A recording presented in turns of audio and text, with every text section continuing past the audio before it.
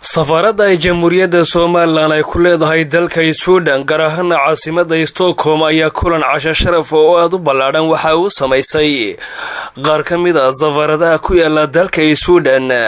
iyo waliba diblomaasiyiin kale waxaana kulankaasi ka qayb galay wafdi ballaaran oo ka socda jamhuuriyadda Soomaaliland oo uu horkacayay wasiir ku-xigeenka wasaaradda waxbarashada ee Soomaaliland safiirka Soomaaliland u fadhiya dalka Sweden mas'uuliyiintii halkaasi ka hadlay ayaa waxa ay ka warrameen sida ay lagama maarmaanka iyo muhiimka u tahay in la aqoonsado Soomaaliland hadaba tan maanta waxay kaga duwaneed waxay tii shaqada la noo dirtay ee qaabka diblomaasiyadeed in aan maxay qadiyadeena u soo bandhigno saaxiibada iyo dadka aan ku tuhmayno inay wax ka qabanayaan maxay hawsha looga taala inaanu aqoonsiga keeno dalkan taasoo runaantii nagu yimaadeen xildhibaanada baarlamaanka dalkan Sweden ka socda maayir ku-xigeenka maxay caasimadda amba wadankan Sweden hay'adda maxay qof ka socday hay'adda cadaaladda mas'uuliyiin kale oo iyaguna ka socday maxay qaybaha kala duwan ee wadankan marka runtii wuxuu noogu dhacay barnaamijkaasi si aad u qurux badan annaga oo markaasi ku wadnay mid ahaa isxoog weydaarsi maxay xog la isdhaafsanayay qadiyadoonu soo bandhigaynay runtiina waxa weeyaan kullidoon uga marxaati baad ahayd waxa laga wada marxaati kacay wanaaga iyo horumarka Soomaaliland ay gaadhay marka kulankan waxaan isleeyahay wax weyn ayuu ka soo gudbiyay waxaanu insha ku guuleysanay saaxiibo cusub oo Soomaaliland yeelato run ahaantiina waxa weeyaan waxaan ku gaarnaa xafiiska safaaradda Kasakow wada shaqaynta dhow ee naga dhaxaysa runtii waxa kale halkan aan runtii uga mahad celinayaa safiirkeena Soomaaliland ee Sweden jooga ee runtii munaasabadan aan abad hore loo aragba iska daa Sweden ee caalamka dhan hore uga dhicin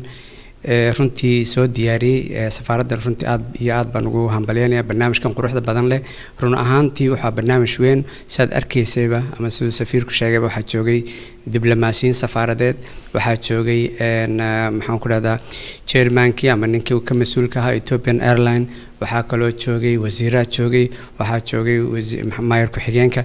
parliamentarian dad fara badan baa joogay oo runtii de hore uga dheeragsanaa Soomaaliland maantana runtii aad u fahmay iyo dad cusub oo aan hore uga soo qayb gali jirin baa maanta joogay runtii aan waxay tahay barnaamij feen oo aan leeyahay safiirku soo diyaariyay waxayna runtii u tahay amaan dadka reer Soomaaliland ku dhaqan dalka Sweden wallahi waxaan arkay si aad iyo aad u heer sareysa si ka duwan siyaabihii kale hadii goraale loo dabaaldigi jiray hay'adaynu inagu nisaragno si mar dhalin karta halka waxaad arkaysid waxayna la fadhiyay xusbiye kala jaada ku-xigeenkii mayorka magaalada caasimadda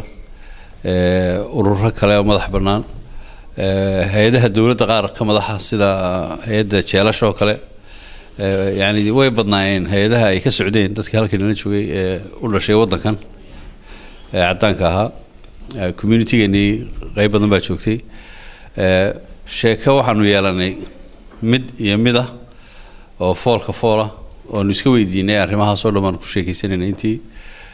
tii guudna waa arkayseen Ahmed Saki Dair Hassan warbaahinta qaranka Soomaaliland magaalada madaxda wadanka Sweden ee Stockholm